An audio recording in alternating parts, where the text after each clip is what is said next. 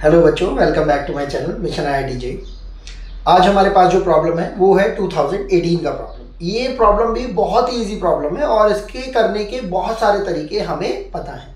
तो इस प्रॉब्लम को करना स्टार्ट करते हैं। हमने इसको एक इंटीग्रेशन आई ले लिया है और इसमें क्या बोल रखा है हमसे, integration of 1 plus √3 dx upon x plus 1 whole square into 1 minus x to the whole power 6 to the whole power 1/4।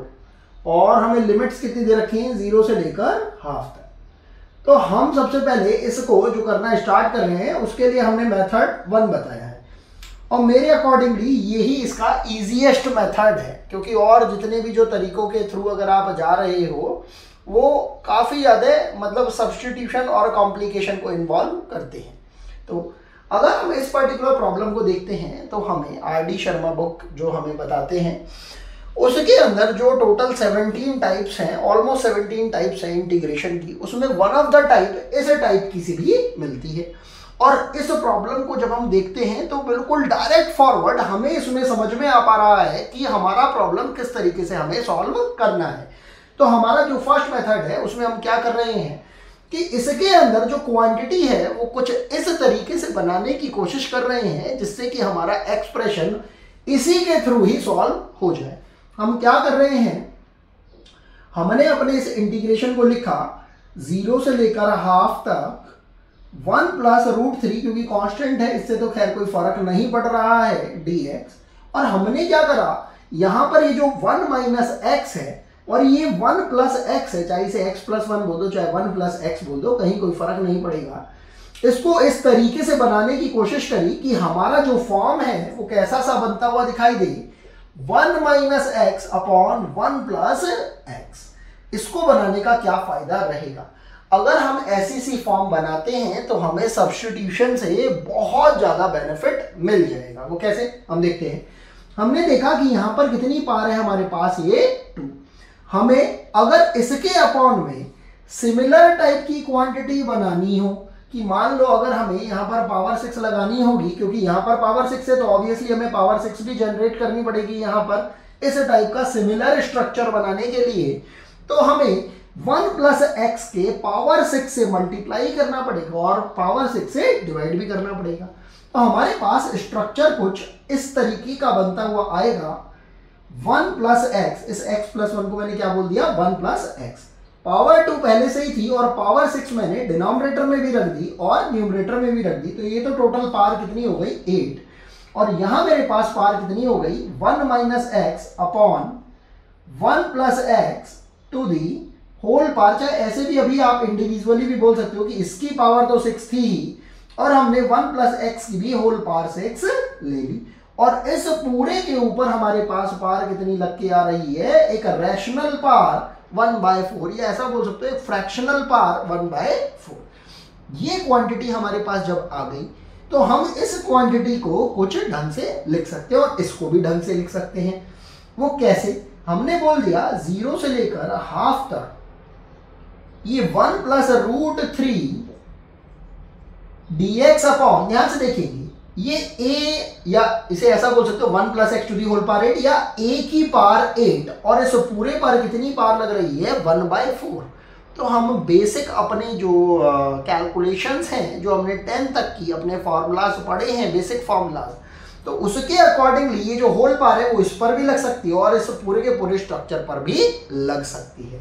तो जैसे ही ये पावर हम इस पूरे होल स्ट्रक्चर पर लगाएंगे तो इन दोनों ही पावर्स की आपस में मल्टीप्लाई हो जाएगी, क्योंकि हम बोल रहे हैं a की power b to the whole power c, जिसका मीनिंग हो जाएगा a to the power b into c। तो ये वैल्यू हमारे पास कितनी हो जाएगी, 8 डिवाइडेड बाय 4, ये हो जाएगा हमारे पास 1 plus x to the whole power 2। इसी तरीके से जब हम इस स्ट्रक्चर की जब बात करेंगे, ये हमारे पास कितना हो जाएगा, 1 minus x upon 1 plus x to the whole power 6, to the whole power 6 तो हो ही रहा है और अपॉन में कितना आ जाएगा इसके पास 4, तो 6/4 बोले तो ये कितना हो जाएगा आपके पास, 3/2। अब आपके मन में एक सवाल ये आ सकता है कि जी ये स्ट्रक्चर तो और गंदा सा दिखाई दे रहा है, अब भले चाहिए स्ट्रक्चर गंदा सा दिखाई दे रहा हो, लेकिन अगर आपने इस टाइप के स्ट्रक्चर्स को इंटीग्रेशन सॉल्व करने के अंदर अगर पढ़ रखा है तो आप देख पाएंगे कि जैसे ही हम इस 1 minus x upon 1 plus x को टी एज्यूम करेंगे तो हमारा प्रॉब्लम भागते भागते बिल्कुल डायरेक्टली ही सॉल्व हो जाएगा। इसीलिए मैंने स्टार्टिंग में कहा कि ये प्रॉब्लम बिल्कुल बोर्ड लेवल की उठा के इन्होंने पता नहीं कैसे एडवांस लेवल पर पूछ ली, क्योंकि जिस भी बच्चे ने आर.डी. शर्मा जो 11th-12th लेवल की आती है उसको थोरोली अगर सॉल्व कर रखी है तो बहुत सारे तो ऐसे प्रॉब्लम्स हैं जो कि आप डायरेक्ट फॉरवर्ड ही सॉल्व कर सकते हैं। तो जब आपने इसको टी माना और जब आप इसको डिफरेंशिएट करने लगेंगे तो आपको fx अपॉन gx का डिफरेंशिएशन वाला जो तरीका होता है वो याद आएगा। ये हो जाएगा gx का होल स्क्वायर या डिनोमिनेटर का स्क्वायर और फिर न्यूमरेटर में denominator into D by D x of numerator, वो कितना हो जाएगा हमारे पास माइनस का 1 माइनस, फिर आप क्या करेंगे न्यूमरेटर को एज इट इज लिख लेंगे और फिर डिनोमिनेटर का डिफरेंशिएशन करेंगे जिसकी वैल्यू कितनी आ जाएगी हमारे पास 1। अब ये तो आपने x के रेस्पेक्ट में करा था तो ये तो हो गया dx और क्योंकि t है अकेला तो ये डिफरेंशिएट होके कितना आ जाएगा हमारे पास dt। बस इसी चीज को ध्यान में रखते हुए हम यहाँ पर आएंगे और इसको थोड़ा सा सिंप्लीफाई करेंगे। इस माइनस की मल्टीप्लाई यहाँ पर हो जाएगी, कितना हो जाएगा माइनस का 1 माइनस का x और यहाँ पर भी ये माइनस से मल्टीप्लाई हो जाएगी माइनस का 1 प्लस का x, क्योंकि इस 1 से तो कोई मतलब नहीं है। नीचे अपॉन में कितना आ रहा है 1 प्लस एक्स का whole square dx equals to dt।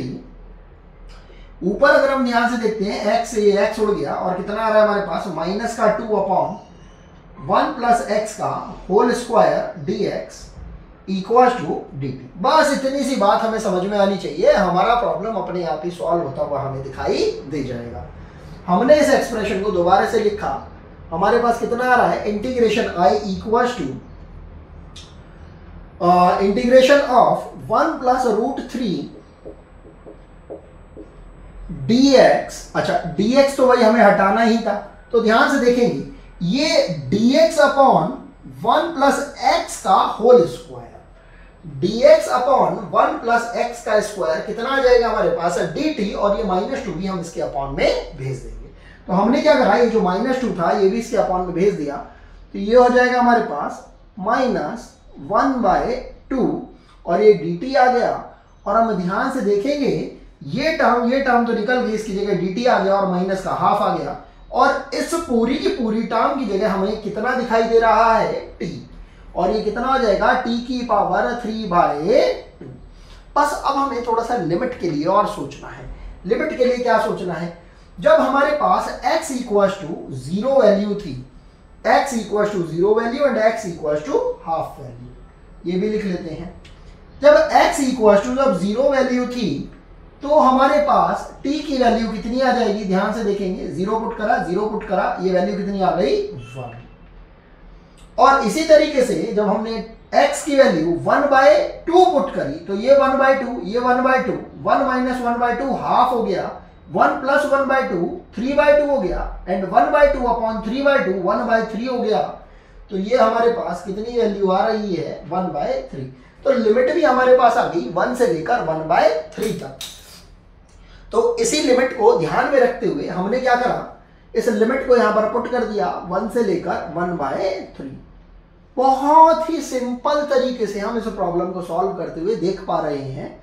ये हो रहा है हमारे पास 1 प्लस √3 को वही अभी के लिए हमने बाहर निकाल लिया, माइनस साइन लगा हुआ ही है ये वाला और ये 2 भी है हमारे पास और ये कितना है t की पावर 3/2। बहुत सिंपल सी बात है, जब t की पावर 3/2 को हम न्यूमरेटर में लेके जाएंगे कितना हो जाएगा t की पावर -3/2 और जब हम इसका इंटीग्रेशन करेंगे तो t की पावर -3/2 x की पावर n के इंटीग्रेशन की तरह हो जाएगा और x की पावर n का इंटीग्रेशन कितना होता है x की पावर n+1 अपॉन n+1। तो t की पावर -3/2 कितना इंटीग्रेट होकर आ जाएगा t की पावर -½ अपॉन माइनस का हाफ।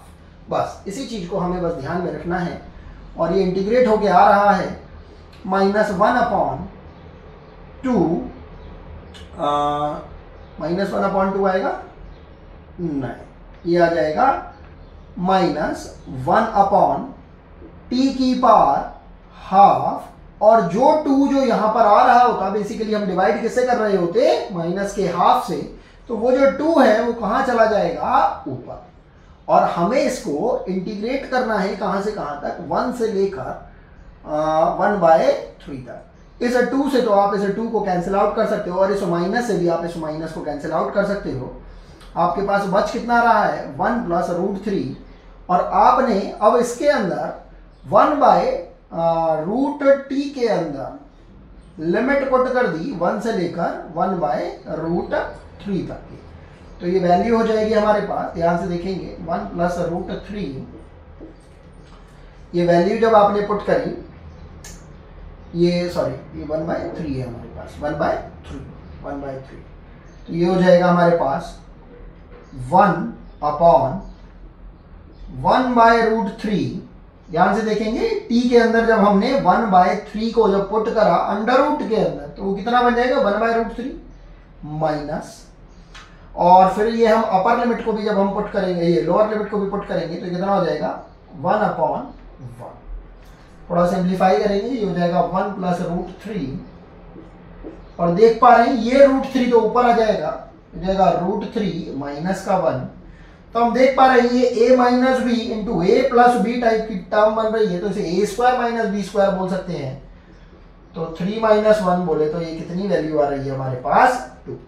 और यही हमारा रिक्वायर्ड आंसर हो जाएगा। आई होप आपको ये प्रॉब्लम समझ में आई होगी। बिल्कुल स्ट्रेट फॉरवर्ड प्रॉब्लम है और बिल्कुल एनसीईआरटी से उठा के ये प्रॉब्लम ली गई है। बस आपको थोड़ा सा ध्यान रखना है बेसिक्स के अंदर, और बेसिक्स को समझकर चलना है। अगर हम इसके सेकेंड मेथड की अगर बात करते हैं तो वो हम पूरा सॉल्व तो नहीं कर रहे, लेकिन मैं आपको एक ओवरव्यू जरूर दे सकता हूं इसके लिए। जैसे कि आपने इसके अंदर देखा x + 1 का होल स्क्वायर, और ये 1 - x to the whole power 6 है, तो इसके लिए हम ऐसा बोल सकते हैं, अभी के लिए ये पार्ट भाई हम हटा देते हैं। हमने क्या करा, यहां पर ये जो 1 - x to the whole power 6 है, इसका हमने एक छोटा सा पोर्शन पावर 2 जो है वो हमने x + 1 के अंदर कंज्यूम करा दिया, और जो बचा हुआ 1 - x की पावर 4 है उसको कुछ इस तरीके से लिखा। ध्यान से देखेंगे, 0 से लेकर हाफ तक। इसका सेकंड मेथड हम ट्राई करके देख रहे हैं, 1 + √3 dx अपॉन में, ध्यान से देखेंगे 1 - x to the whole power, ये हमारे पास अगर हम 4 ले लेते हैं और जब हम इसके ऊपर 1/4 लगाएंगे तो ये 1 - x तो एज इट इज हमारे पास बाहर निकल के आ गया। उसके अलावा जो 1 - x का होल स्क्वायर हमारे पास बच रहा था, उस 1 - x के होल स्क्वायर को हमने इस 1 + x के होल स्क्वायर के साथ जब कंबाइन कर दिया, तो ये कितना बैठ रहा है हमारे पास, a - b into a + b, ये 1 - x² का पावर 2 हो जाएगा, और होल पावर कितनी लगी हुई है, 1/4। तो अल्टीमेटली हमारे पास यहां पर कितना आ रहा है, 1 - x² की होल पावर हाफ। अब इसे देखते के साथ ही हमें समझ में आ रहा है कि एक सबसे अच्छा सब्स्टिट्यूशन जो हमारे पास यहां पर है वो क्या है, या तो हम x = sin थीटा रख लें या x = cos थीटा रख लें। उससे हमारा ये डायरेक्ट फॉरवर्ड ये प्रॉब्लम सॉल्व होता हुआ सा दिखाई दे रहा है। वो कैसे, अगर हमने अभी के लिए x = sin थीटा ले लिया, इस सब्स्टिट्यूशन को हम यहां लिख लेते हैं, इससे थोड़ा सा स्पेस हमारे पास बचा रहेगा। x = जैसे ही sin थीटा लिया तो हम इसे बोल सकते हैं dx = cos theta d theta, और हमारा एक्सप्रेशन हो जाएगा कुछ 1 + √3 तो एज इट इज ही रहा, ये dx की जगह कितना आ जाएगा, cos थीटा d थीटा, और अपॉन में हम देख रहे हैं ये कितना आ जाएगा, 1 - sin थीटा, एंड ये कितना हो जाएगा हमारे पास, 1 - sin² थीटा, और इसकी होल पावर हाफ, मतलब बेसिकली हम क्या बोल रहे हैं, इसका अंडर रूट, और 1 - sin² थीटा कितना होता है, cos² थीटा, cos² थीटा का अंडर रूट cos थीटा हो जाएगा, और वो इस cos थीटा से कैंसिल आउट हो जाएगा। तो अल्टीमेटली हमारे पास कितना आ रहा है, 1 + √3 times d theta upon 1 - sin theta. और इस sin थीटा को भी अगर हम चाहें तो ब्रेक करके लिख सकते हैं, हम इस sin थीटा को बोल सकते हैं 2 sin θ/2 cos θ/2, और इस 1 को भी बोल सकते हैं sin² θ/2 प्लस cos² θ/2।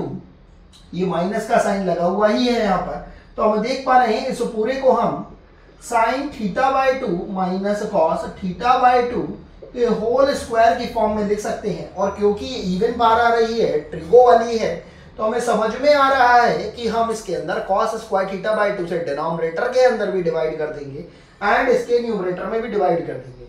अगर बात करते हैं हम इसकी लिमिट्स के लिए, तो लिमिट भी भाई हम इसमें लगा सकते हैं।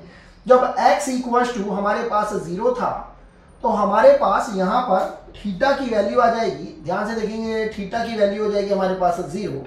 और उसी तरीके से जब x इक्वल्स टू हाफ आ रहा था हमारे पास, तो हाफ अगर रखेंगे तो वो साइन के किसके इक्वल होता है, 30 डिग्री के इक्वल, मतलब theta equals to pi by 6 आ जाएगा हमारे पास। तो उसकी जो लिमिट हो जाएंगी 0 से लेकर पाई बाय 6।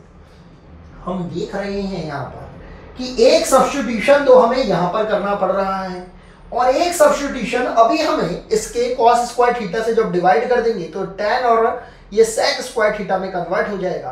तब हमें एक बार और सब्स्टिट्यूशन लगाना पड़ेगा, मतलब हमें 2 बार सब्स्टिट्यूशन लगाना पड़ रहा है।